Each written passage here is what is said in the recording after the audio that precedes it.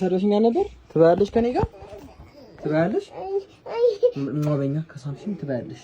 ቅፍ አድርገሽ ሳሚ ይሄን እዚህ ጋር ያሉትን ነገሮች መብላት ከፈለሽ ይሳሚ ነኝ ማበኛ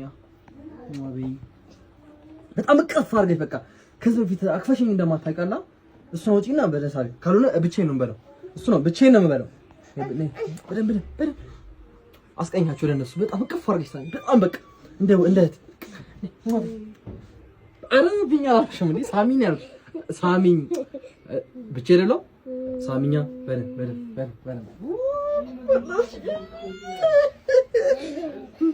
በቃ ወዲስ ማለቻውሽ